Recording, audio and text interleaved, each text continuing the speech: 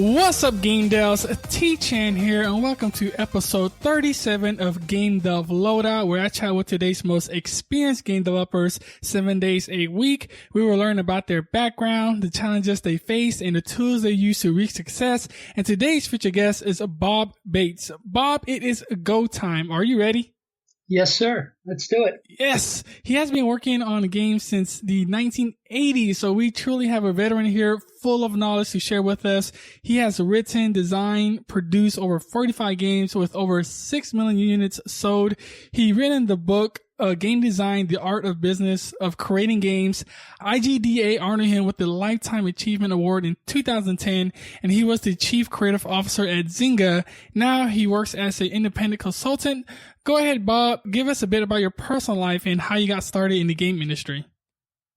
Well, I came into the industry as a writer. My dad was a computer enthusiast from all the way back into the 1950s, really, in 1960s. And so when the first personal computers started to come out, the Heathkits and the things you could build yourself, he jumped right on board. And so he started getting personal computers in the 70s. And when I was working on a book in the mid-1980s, I was working on a novel, and he was ready to trade up one of his computers. He had a TRS-80 dual floppy, 128K of memory. And it was, he was going to get a new computer. And so he gave me his computer to use as a word processor, so I could write my novel. And on that computer was a game called Zork. And so Zork was the first computer game that I ever played. And as I played it, I thought, well, geez, I could probably do this. I'm a writer and I'm interested in games and I've got a computer. I'll bet you I could do this. And so I started a company to write text adventure games. The company was called Challenge. And within a very short period of time, I had an arrangement with Infocom where I became Infocom's first outside developer. Awesome. So your specialty is in text adventure games. Is that correct? It was until text adventures died in the mid-1990s. And then I moved on and I did first-person shooters. I've worked on role-playing games. I've worked on action games. I've worked on almost every kind of game you can imagine. And then, of course, when the free-to-play games came along, I worked on those as well over at Zynga. And I've consulted on a bunch of games as well. And now I'm actually back to working on text adventures again. So my current project is actually a one-man game that I am designing and writing and coding all by myself. Hope to have it released by the end of the summer, really, or early fall. And so I'm back to text adventures where I started. I love that because you're bringing, I guess, that kind of genre back. And so I'm really curious, what is something about text adventure games we game devs don't know about that we should? Well, one of the biggest things is this sense as a player that you can do anything. When you have a command line in front of you, just a prompt, and you've got a keyboard, you can type in really any command. And if the game designer has anticipated that command, he can give you a treat. He can give you a bit of entertainment. He can help you solve a puzzle. He can tell you a joke. He can move the story forward. There are lots of different things that he can do. In no other genre does that really exist, because in every other genre where art is the main component of a game, you can only afford to put into a game what you can afford to draw. And artists are expensive. You're working on a project now, you know that it takes a lot of art to get a modern game done. Most modern game teams are somewhere between 66 and 75% artists. So 2/3 to 3/4 of the people working on a game are artists. And that makes them very expensive to make. And so as a developer, you are very focused on creating only the things that the player is going to see, or that you're sure that the player is going to see.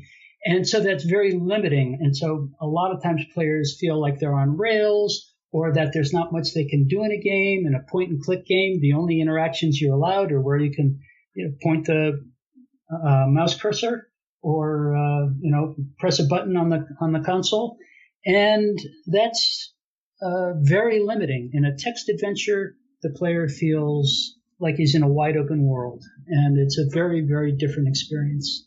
And if people want to, I guess, get into that genre of text-based adventure games, what kind of resources or software they should use to learn and get better at it? Or what makes a text adventure game really good? Well, there are a couple of things that make things easy now. I am not a programmer by trade.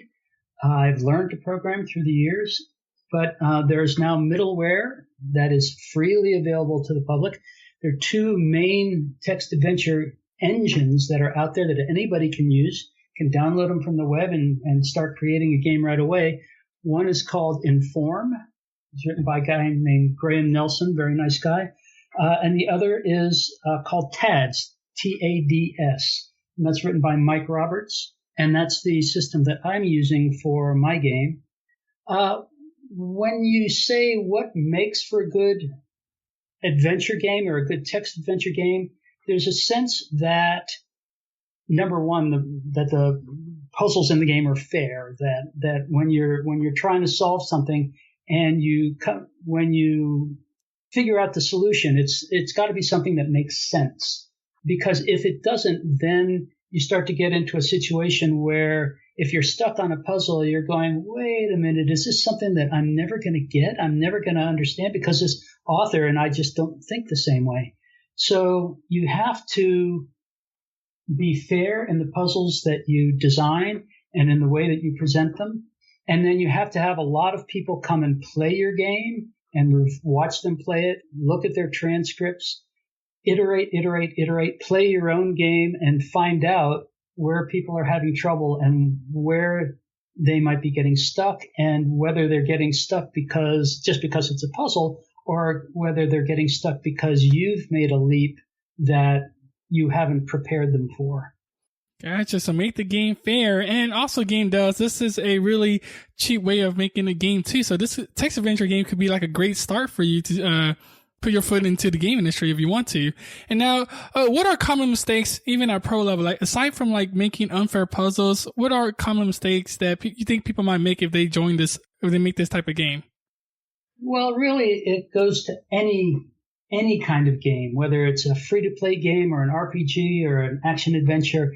The first very few moments of the game are the most important because we've all seen somebody who's not familiar with a first-person shooter, for example, come in and not be familiar with the controls, and they end up aiming at their feet and shooting the ground and spinning in circles. You have to be able to take care of the player. And that's, when people ask me about, what does it take to be a game designer, the number one thing that I talk about is what I call player empathy.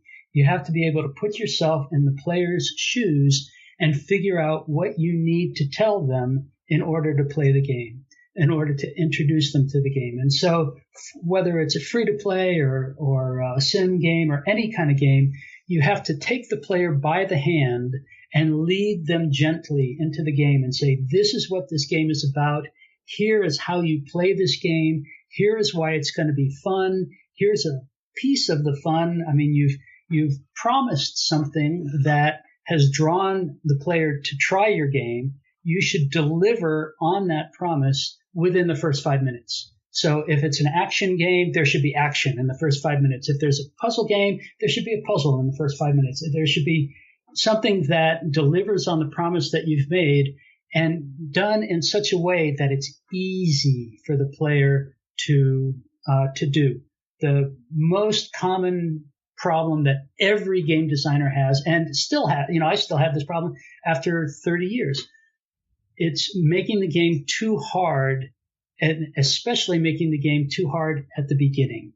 So when I went through the last round of testing, in fact, each round of testing on this game, the first thing that I had to do after each round of testing was go back to the very beginning and say, you know what? It's not easy enough yet. Interesting. So have player empathy, make sure you grab the players in the intro, And yeah, make sure you say it's not too hard. Get that user experience. Now, let's take this like to a more personal level, because like you said, you've been in the industry for more than 30 years, and I'm pretty sure you had some bad moments. What was the worst moment of your career? That one moment that's still vivid in your mind? Be very detailed and tell us that personal story. Well, that probably had to be the shutdown of Infocom. So I had gotten into the industry in 1986. I'd written 2 games for Infocom. I was an outside developer for them. They were located in just outside of Boston in Cambridge, Massachusetts. And I was located in Virginia, just outside of Washington, D.C. And so I would, once a month or once every 6 weeks, I'd get on a plane and go up to Cambridge and talk with the folks at Infocom, and we had a great relationship. As the 80s wound down and text adventures started to be superseded by graphic adventures, Infocom started doing not so well. And one day I got a phone call from the vice president there, and it was, I think, probably a Wednesday or a Thursday, but he said, I want you to come up and see us on Friday. And I had a regularly scheduled visit the following Monday. And I said, why don't I just come up on Monday? And he said, no, I really need you to come up on Friday. Uh-oh. So, yeah, exactly. Uh-oh. So I get on a plane, fly up to Boston. It is Cinco de Mayo. It's the 5th of May in 1989. And so burned into my memory, as you say. And he gives me the bad news that Infocom is essentially shutting down. What they actually did is they moved, they fired all their developers, they shut down all their external products, and they moved 4 people to California. And the people that they moved were not product people. So it's essentially they went away. They didn't go bankrupt. They didn't shut down Infocom, but to all intents and purposes, they did. So, the end of the day comes. Now I have to fly home, and I fly home through this horrific summer thunderstorm, early summer thunderstorm. The plane is bouncing around, and I'm like, I don't care. I'm just miserable. It's like bam, bam, bam. Plane is bouncing all over the sky. And so I finally land, and I come home, and I tell my wife the bad news. And she says, well, yeah, and our roof is leaking. So that was a pretty low moment, I'd have to say, in my game dev career. And sad to say, it's not uncommon in our business for companies to come and go. And it's something that you have to realize when you get into this business, that very few companies last a long time. Now, let's dig deeper into that. You're right. So you got laid off from your company, and of course, that hurt deeply. What do you want to tell other game devs that probably experience the same situation, or that might experience it in the future? What do you want to tell them to help them stay motivated, encourage them, let them know that, it's not all over? What do you want to make sure game devs take away from that experience? I actually did a talk about this at GDC a few years ago, and you can go to it's widely available. It's on, if you go to the GDC Vault, it's one of the ones that they have on there for free. Just look up my name and you'll see a few talks. And one of them was called, this one was called In the Belly of the Whale. And it's how to stay creative in the game industry. And I interviewed about 60 different game developers and asked this very question. What happens when you are laid off? What happens when you are faced with the prospect or even of just a promotion, or you want to switch jobs, or you're not happy at the company that you're at? Everyone, almost everyone said when they go through an experience like that, it's very rocky, but 6 months later, they were all better off and happier than they were prior to the earthquake. So usually when that bad news comes, usually it's forecast. Usually things are in trouble and you're worried and you're upset and you get depressed and things are bad. And then the axe falls and it's like, okay, well, that's over. Now what do I do next? And when you go on to the next thing and you find that next thing, and then you look back 6 months later, it turns out you end up being happier. So that's what I would say is basically, yes, it's horrible, but don't give up. Just keep going. There you go. Don't give up and keep going. Awesome advice. Now let's take it more personal, even more. What is the best investment you've made? And it could be investment of money, time, and energy. And how did you decide to make that investment? Wow. So there are different kinds, as you say, there are different things that you invest in. And investing the word invest has a bunch of different connotations, and usually it has something to do with money, but I'm going to talk about some other things. So I invested, I think you'd have to say, in my marriage. This January, I will have been married for 40 years. Ooh, congrats. Thank you. I don't think of it as an investment, but when you think about things that you put time, decisions that you make about where you're going to spend your time and attention, that certainly was a good idea, to get married to Peggy Oriani. That was a smart thing to do. The other thing that I'd say, again, not strictly money, is investing time and attention in learning. In order to do my current game, for example, I had to learn a whole new game development engine from scratch. And that, I hope, will pay off. And not even pay off necessarily in monetary terms, because I have no idea how well this game will do. But in artistic terms, it's the game that I wanted to make, and it's the game that I am making. And investing that time in learning that engine is paying off in that way. And that's been the same throughout my career. I came into the business, as I said, as a writer. And over time, I taught myself how to program. And that has paid off. That's something that is a good thing. So I'd say the best thing you can invest in is yourself and your capabilities and your ever expanding learning of what you do.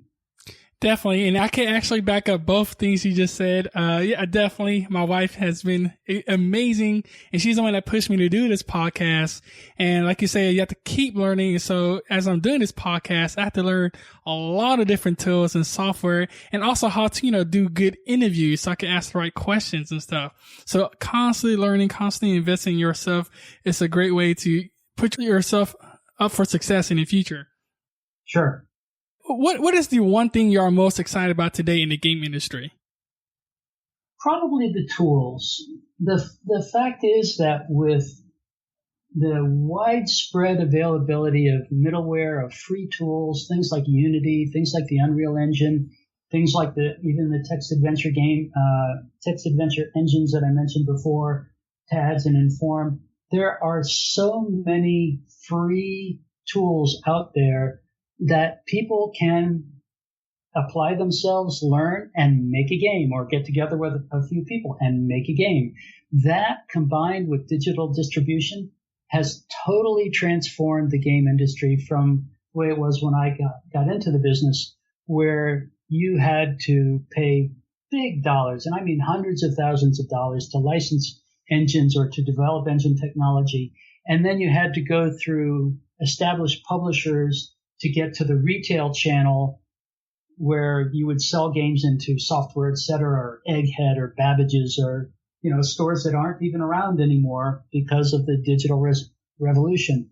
Now people can make a game by themselves or with a small team, get distributed digitally, and have a chance to see their game enjoyed by a lot of people.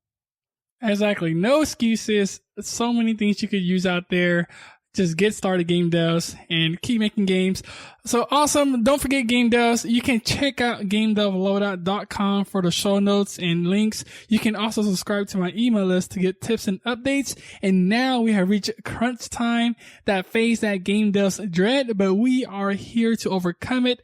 Basically, Bob, I will ask quick questions and you'll be giving us a ton of valuable information in return. Are you ready to crush it and release the show? Sure. Yes. What was holding you back from becoming a game developer? There was no game industry when I started. Yeah. This didn't really exist, so there wasn't anything holding me back except we were inventing the industry as we went along. Oh, how does that feel to be a part of inventing the game industry? It feels very weird. Oh, really?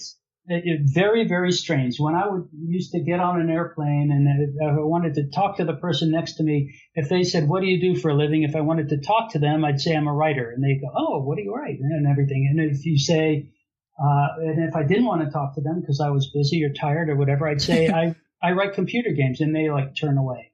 Oh. And now it's the exact opposite. The industry has grown now. I remember the first time I saw an ad for a computer game on television, and that just kind of blew my mind that we have become this mass market thing. And none of us, when we were starting out, I think, ever envisioned that games would be this big. At the first game developer conference, there were about 40 people in the room. Yeah, now I'm pretty sure it's going to get bigger now with AR and VR. Yeah, it's definitely going to get bigger. Bigger all the time. What's a personal habit that contributes to your success? Oh, that's easy. I track my time. I am very diligent about recording how much time I spend doing the various things that I do. And the reason for that is that when I was writing the game development book, for example, I had started to work on that, and I said to myself, I'm writing a book. And I would look at the progress I was making and say, well, it's not going very fast. And so I would start to write down how much time are you spending writing this book? And I realized, I'm only spending 3 hours a month writing this book. Well, that's not really writing a book. And so I learned that tracking my time, which I now do, of course, because I do consulting work and for clients and that sort of thing. But even when I'm not consulting for people, when I'm working on my own projects, I track all of my time so that I know where I'm spending it so that I can then review and look back and say, am I doing the things that I want to be doing? Or am I doing something else that I really don't think I should be doing? Yes, time is so important. What's the best piece of advice you've ever received? Probably don't look back. Look forward. So I don't think much about the past. I don't think much about the stuff that I've done. Interviews like this are actually kind of hard because I don't remember things about the past. I am focused much more on what's coming. So don't look back. That's pretty good advice. Look forward. Nice. I like that. Share an internet resource we game devs should use. Clearly Gama Sutra. I mean, absolutely. If you're those of you who are interested in text adventures, you should check out intfiction.org. That's intfiction.org, which is where a bunch of text game people hang out, developers and players. For game developers, you should be looking at Gama Sutra every day. Gama Sutra, yeah, a lot of game developers actually tell me about that resource, so definitely check that out, game devs. Now, this next question is a bit of a doozy, so take your time if you need to. Imagine you woke up the next morning in a brand new world and you knew no one. You still have all the experience and knowledge you currently have today. Your food and shelter is taken care of and you have a laptop. What would you do step by step on the path to become a great game developer? I keep working on my game. That's pretty easy. Is that simple? Yeah, that's funny how I just asked you like a long question, but all you just said was just keep making games. And it's really that simple. It is. That's, when you say if there's nobody else around, and that kind of describes my working life. I mean, my wife gets up, goes to work. My kids are out of the house. So I spend every day, I get up, I go down to my office, I turn on my computer and I work on my game and on, other people's games too, but mostly on mine right now. Yeah, as long as you keep making game and building that skill, you're good to go.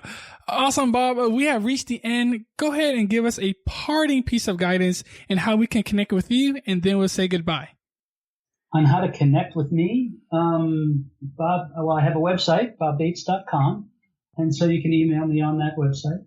And I'd say, as a parting piece of advice, make sure that you enjoy what you're doing as you're making the game that you're working on. Even if it's a game for somebody else or a game that you're tired of making, find something about it that means something to you, that you can find some meaning in that. And if you can do that, then even through the long, dark hours of crunch time and development hell, if you can remind yourself, oh yeah, this is the reason why I'm working on this game, this is the reason why I care about it, then you'll be okay. Yes, find meaning in your work. Bob, it's been a pleasure. Thank you so much for sharing your journey with us. And for that, we are truly grateful. We appreciate you taking the time with us. So thank you for that again. We look forward to your future work. And until then, we will catch you next time. You are most welcome. Thank you. Thank you, Game Devs, for listening. And remember that knowledge is only potential power. Execution is the game. Go check out my website at gamedeveloper.com for all the show notes. If you want to listen to more inspiring stories, make sure to subscribe to the podcast. Until then, keep on making games, and I will see you on the next episode. Bye.